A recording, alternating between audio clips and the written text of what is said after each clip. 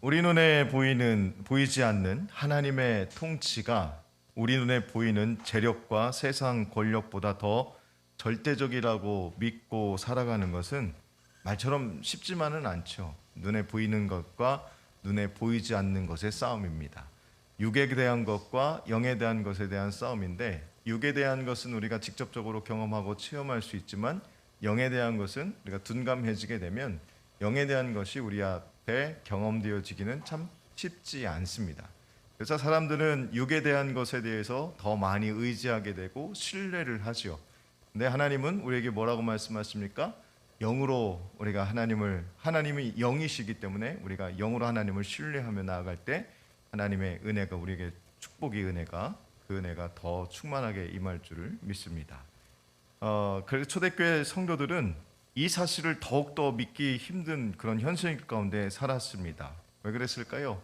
눈앞에서 많은 자신의 동역자들, 그리고 함께 예수를 믿었던 사람들, 기도했던 공동체 사람들이 자꾸 잡혀가서 죽임을 당하기도 하고 고통을 당하기도 하는 그런 모습들을 보니까, 과연 하나님께서는 우리를 사랑하시는가? 과연 하나님께서는 우리와 함께 하시는가라는 수많은 질문들과 도전들 속에서 살아갔을 거라고 생각이 됩니다.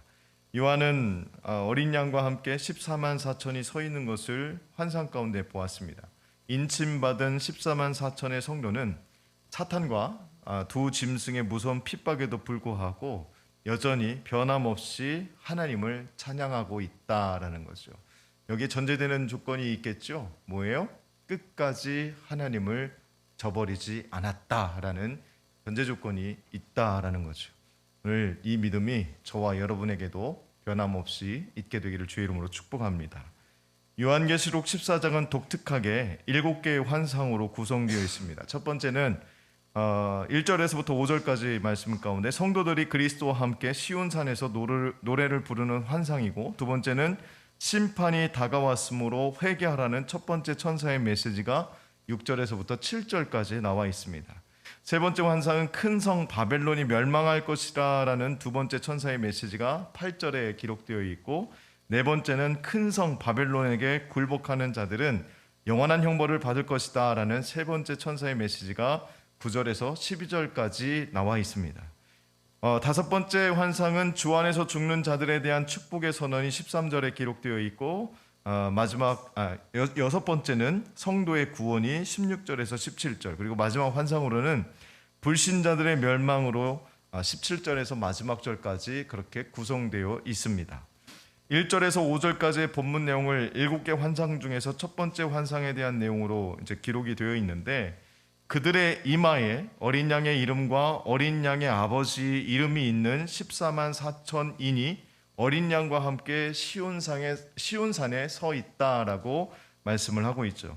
그들은 13장에서 등장하는 짐승에게 굴복하지 아니하며 극한 고난을 당하고도 이긴 자이고, 죽음을 당한다 할지라도 신앙을 지킨 하나님의 백성들입니다. 이들이 내 생물과 장로들 앞에서 새 노래를 부르는 거룩하고 영광스러운 광경을 1절에서부터 3절까지 걸쳐서 묘사하고 있습니다. 여기에서 새 노래를 부르는 14만 4천인은 흠이 없는 순결한 자들이고, 구속받은 자, 즉 예수 그리스도 안에서 승리한 사람들에 대한 모습이 그렇게 묘사가 되어지고 있는 것이다 라는 거죠. 지금을 살아가는 우리는 요한계시록 12장, 13장과 같은 처절한 싸움 속에서 노출되어 있는 삶을 살아가고 있습니다. 물론 이게 종류나 어떤 그런 방법들은 좀 다르겠지만, 여러분 삶을 되짚어서 돌아보게 되면 육신적으로도 고통스러웠을 것이고, 또 영적으로도 매우 치열하게, 처절하게 매일같이 싸움 가운데 살아가고 있을 거라고 생각이 됩니다. 믿음을 지켜야 되는 그 순간에 믿음을 지키기 위해서 우리는 끊임없이 나와의 그런 신앙과의 싸움을 지속적으로 해오고 있었을 것이고, 여러분을 도우시는 하나님을 끝까지 의지하려고 부단히 노력하면서 매일같이 하루하루를 살아가고 있을 거라고 믿습니다. 그런데 우리가 영적 상상력을 가지고 14장으로 가서 훗날 우리가 하나님과 더불어 누리게 될 영적인 아름다움을 생각하고 그로 인해 기뻐할 수 있다면, 우리의 영은 이미 그곳에 가 있는 것이다라는 생각이 들기도 합니다. 그것이 우리의 신앙생활, 우리의 믿음이다라는 것이죠.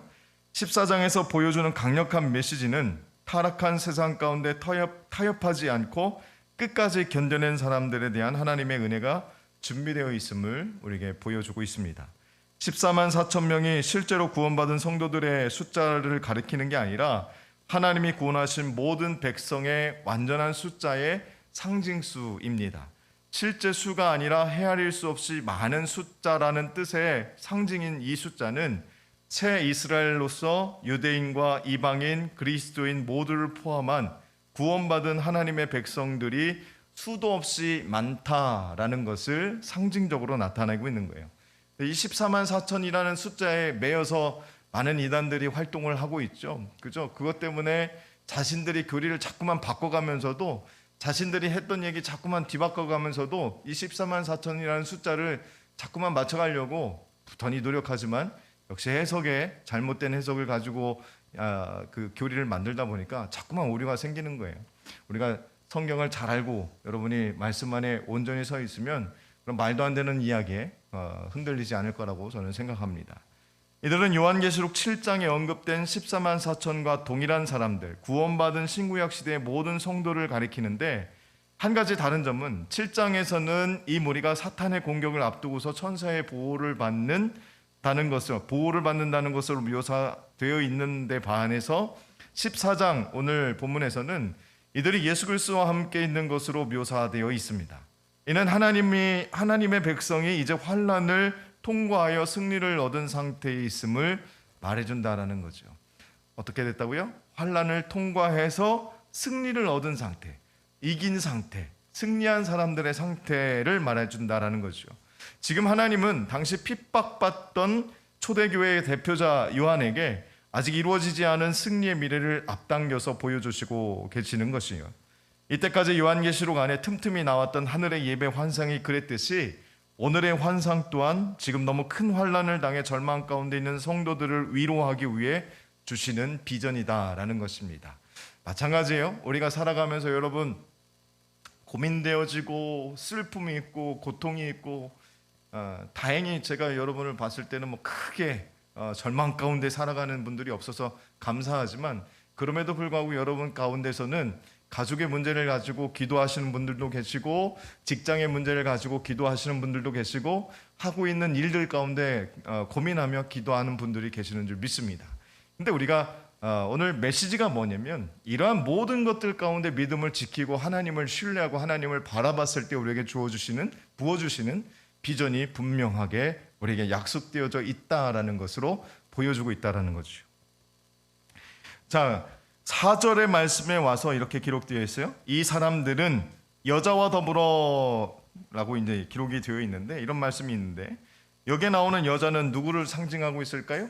기존에 우리가 지난번 13장까지 이야기할 때는 여자가 뭐라고 상징되어진다고 말씀드렸습니까? 그죠? 교회라고 말씀을 드렸어요. 근데 교회라는 말씀 의미로 이 지금 4절 말씀을 이렇게 대비해서 넣으면 말이 안 맞죠. 그죠? 말이 안 맞습니다. 그래서 이전에는 여자가 교회로 상징되었는데 14장에서는 좀 다릅니다. 17장 1절 그리고 5절 말씀을 잠깐 한번 볼까요? 17장 1절하고 5절 말씀입니다. 제가 읽어드릴게요. 또 7 대접을 가진 7 천사 중 하나가 와서 내게 말하여 이르되 이리로 오라. 많은 물 위에 앉은 큰 음녀가 받을 심판을 내게 보이리라. 5절 말씀입니다. 그의 이마에 이름이 기록되었으니 비밀이라 큰 바벨론이라 땅의 음녀들과 가증한 것들의 어미라 하였더라 라고 기록되어 있어요.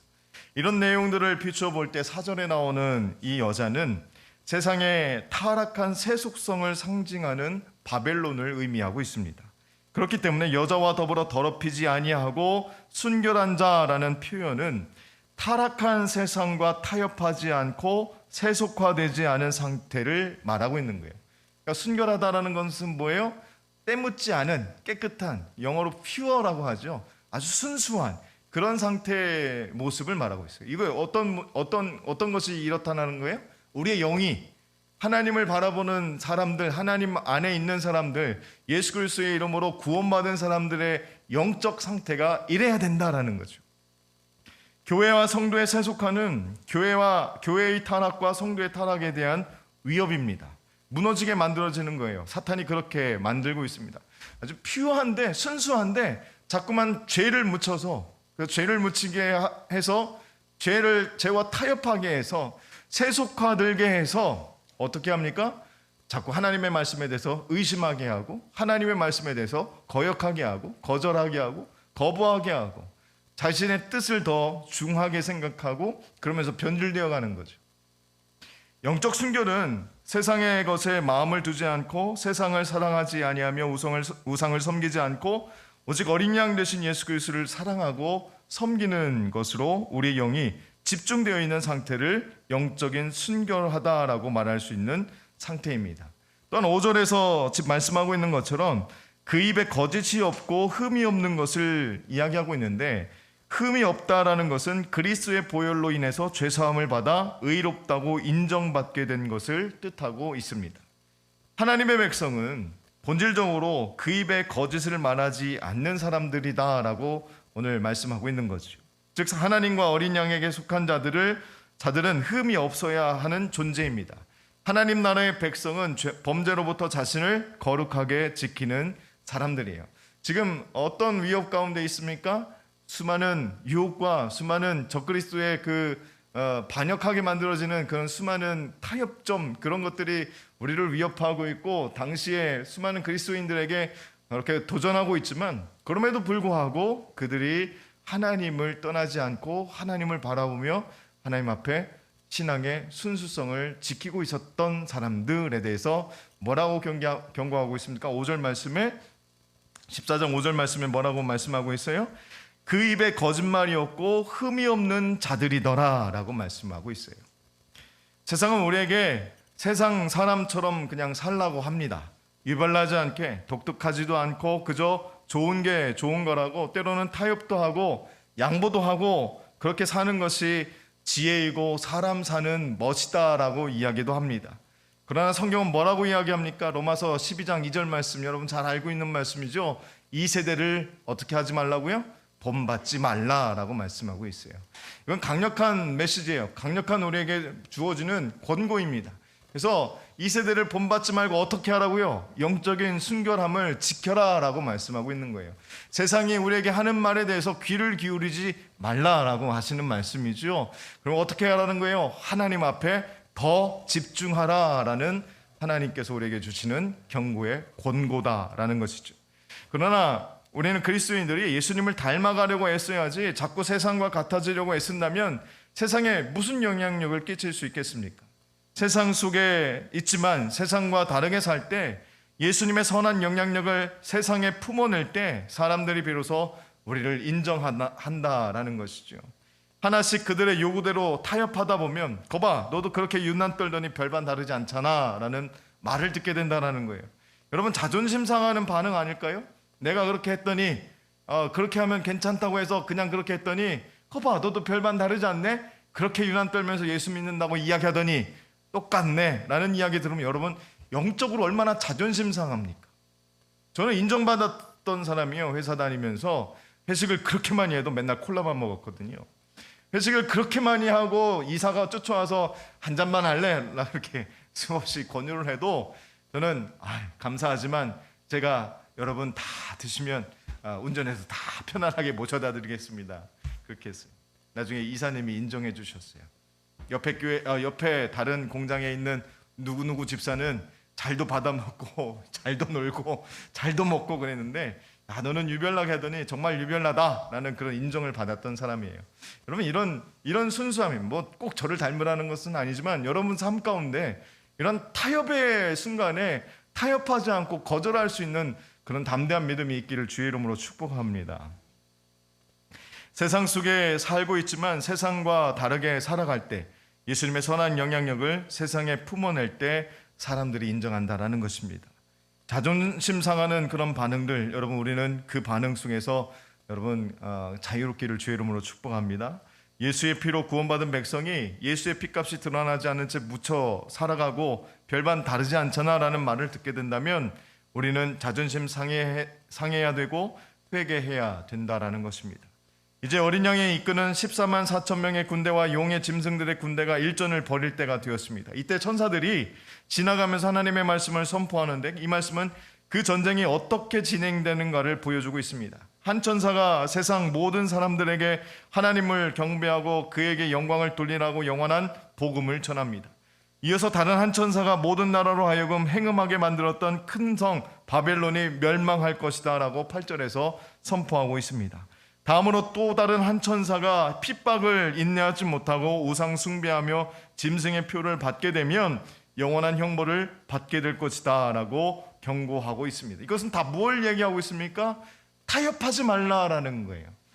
그 가운데서 영적으로 승리하라 라고 우리에게 말씀하고 있는 겁니다. 여러분, 이 세상 살아가는데 여러분 지금 천사 셋이 나와서 당시에 요한이 있었던 그 당시에 했던 그런 경고와 지금 살아가고 있는 우리의 모습과 우리의 이 시대와 그렇게 많이 다르진 않습니다. 우리는 환경만 바뀌었지, 상황만 좀 바뀌었지, 여전히 우리는 신앙생활 하면서 위협 가운데 살아가고 있어요. 여전히 우리는 유혹 가운데 살아가고 있다는 거예요. 그 가운데 우리는 어떻게 하기를 세 천사가 나와서 이야기 각각 다른 이야기는 하지만 결국에 공통점은 뭐냐면 타협하지 말고 승리하라라는 거예요. 타협하지 말고 하나님을 바라봐라 라는 이야기를 하고 있는 겁니다. 6절에 나오는 영원한 복음을 중심으로 보면 삶은 두 갈래로 갈라집니다. 영원한 복음을 받아들였느냐 아니면 거절했느냐 하는 것이죠. 복음을 받아들인 사람들은 악한 세상에서는 핍박과 고난, 억울한 일들을 당하며 눈물을 흘리겠지만 그 삶의 마지막은 예수 그리스도와 더불어 하나님의 통치 아래에서 새 노래를 부르는 기쁨의 자리에 거할 수 있게 됩니다. 근데 반대로 영원한 복음을 거절하고 짐승의 수를 받아들여 짐승을 따라다니는 사람들은 이 세상에서는 많은 이익을 경험하고 눈으로 보기에 좋은 것으로 누리고 혜택을 얻어가며 살아가겠지만 결국에는 하나님의 진노의 포도주로 상징되는 무서운 심판을 받는 자리로 옮겨가게 될 것이다 라는 것이죠. 이곳의 삶은 잠깐이지만 하나님 나라에서의 우리가 처한 것은 영원하다라는 것을 잊지 않기를 주의 이름으로 축복합니다. 하나님께서 요한을 통해 이러한 계시, 환상을 보여준 이유가 무엇인지를 가만히 생각해 보면 지금 우리에게도 정확하게 들어맞는 경고이고 위로이고 약속임을 알 수가 있습니다. 예배드리는 시간에 다른 사람들과 같이 누리지 못해 손해보는 것 같은 삶을 같은 삶 같으십니까? 돈을 모아야 되는데 교회에 헌금해야 되는 게 많아서 여전히 아깝고 억울하신가요? 이것이 누가 누구에게 하는 말일까요? 예수 믿지 않는 사람들이 예수 믿는 사람들에게 대해 말하는 것들입니다. 그들이 이런 말을 하는 내면에는 짧은 인생 즐겁게 누리며 살아야지 교회에 매여 살고 있느냐라는 다소 바보스럽다는 뜻으로 이야기하는 것이죠. 여러분은 그들의 그런 말에 여러분 어떻게 대하고 계십니까? 어떻게 생각하십니까? 요한 당시에 로마에 의한 핍박뿐 아니라 적그리스도 그리고 그리스도인들에게 대해서 조롱하며 박해하는 상당수의 많은 무리들로 인해서 당하는 위협들이 가만히 생각해 보면 지금 우리들에게는 하나님께로 중심을 잡지 않게 되면 흔들리게 되는 달콤한 유혹들이 많은 것은 사실이다라는 것이요. 우리가 받아들인 복음을 기뻐하시는 믿음이 있으시기를 주의 이름으로 축복합니다. 세상의 가치와는 절대 비교할 수 없는 승리를 하나님께서 약속해 주시는 말씀이 오늘 본문을 통해서도 우리에게 전해지고 있음을 여러분 기억하게 되기를 간절히 소망합니다.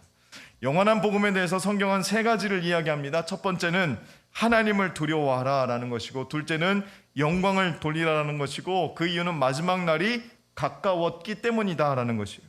마지막으로 세 번째는 그분을 경배하라 라는 겁니다.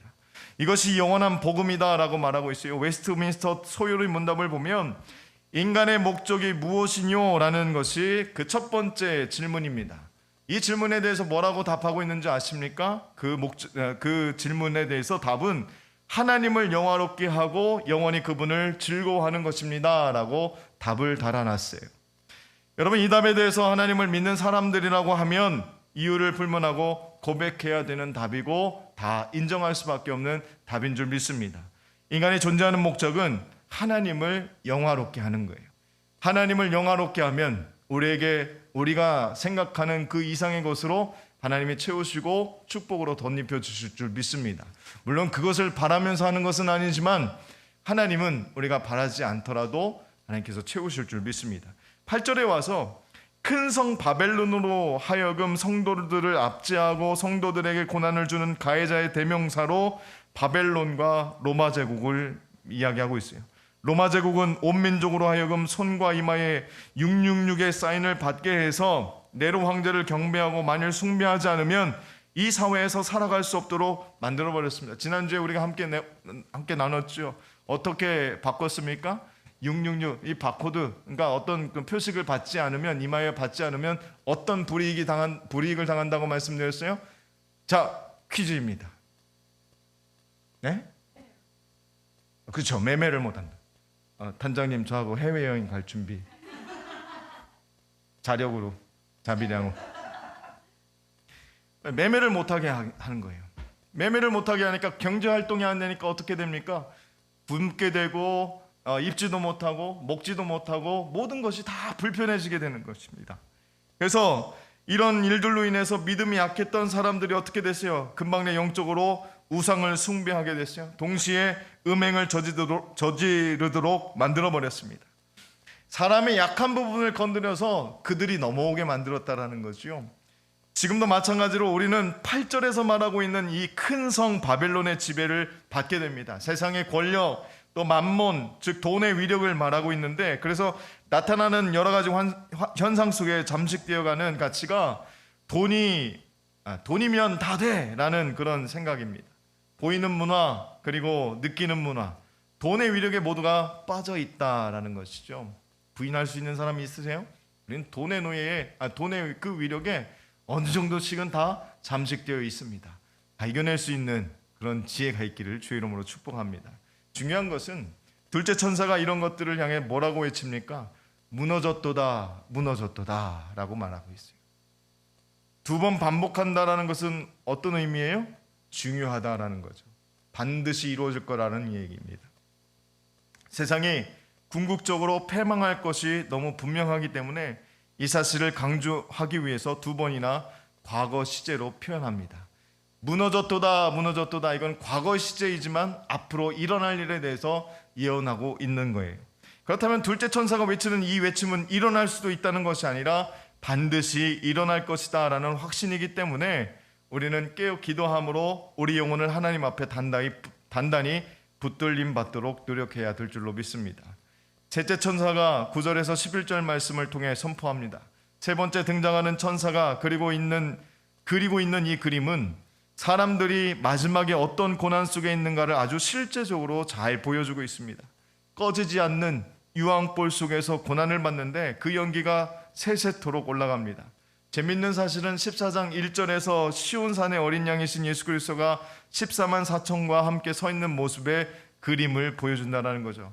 그러나 이 그림과 정반대로 9절에서 11절에는 어린 양의 피에 공로를 힘입지 않고 끝까지 이를 거역하던 무리들의 마지막 모습을 보여주고 있습니다. 오늘도 우리가 전도를 갔어요. 여러분, 전도했을 때 어떤 분들은 전도지 주면서 마스크를 주면서 건빵도 주면서 예수 믿으세요, 예수 믿고 구원 받으세요 하면은 주시니까 감사히 받으면서 예 하면서 가시는 분이 계시지만, 오늘은 그런 분들이, 지난주에 우리가 만났을 때는 어떤 어르신들은 막 손살을 치면서 안 받겠다라는 거죠. 여러분, 그런 사람들을 보면 어떤 마음이 드세요? 내가 민망하세요? 뭐 그냥 받으시지 굳이 그렇게 거절하시나 그런 생각이 드세요? 긍휼한 마음을 여러분 가졌으면 좋겠어요. 그 영혼들도 결국엔 하나님 앞에 부름을 받아야 되고 구원을 받아야 되는 영혼들인데, 지금은 이렇게 거절한다 할지라도 결국에 하나님 앞에 붙들림 받기를 여러분 기도할 수 있기를 주의 이름으로 축복합니다. 여기에 뭐라고 말하고 있어요? 예수님을 거절했던 사람들, 그 구원의 소리에 거절했던 사람들이 결국에 어디에 던져진다라고 말씀하고 있습니까? 유황불에 던져진다라고 말하고 있어요.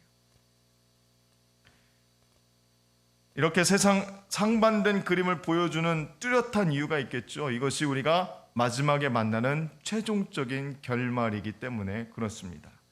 사람들은 누구를 따르느냐에 따라 그 삶도 달라집니다. 예수님을 따르는 사람들은 점점 예수님을 닮아가고 세상의 성공을 따르는 사람들은 점점 세상을 닮아가게 됩니다. 예수님이 어디로 인도하든지 순종하며 따라 살아가시기를 주의 이름으로 축복합니다. 구원받은 성도는 하나님의 인침을 받은 사람입니다. 이 은혜 때문에 세상과 타협하지 않고 세상에 물들지 않고 믿음의 정절을 지키는 그런 사람들이다라는 것이죠. 여러분, 이 사람들이 저와 여러분이 될 수 있기를 주의 이름으로 축복합니다.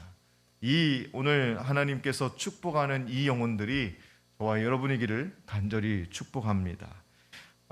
세상과 타협하지 않는, 세상이 아무리 우리에게 유혹한다 할지라도, 우리에게 비방하고 조롱한다 할지라도 그것에 우리의 마음을 빼앗기지 않고 타협하지 않고 손 내밀지 않고 오직 그 가운데서도 주만 바라볼 수 있는 저와 여러분이 될 수 있기를 간절히 소망합니다. 예수님을 온전히 따르는 우리가 되기를 간절히 소망하고 구원받은 성도의 정체성을 잘 알고 하나님과 어린 양께 속한 자로 담대하게 세상 가운데 살아가는 성도들이 되시기를 간절히 소망합니다. 결국에는 승리하는 그리스도인들, 승리하는 예수의 사람들, 승리하는 하나님의 거룩한 자녀들이 될 수 있기를 주님의 이름으로 축복합니다.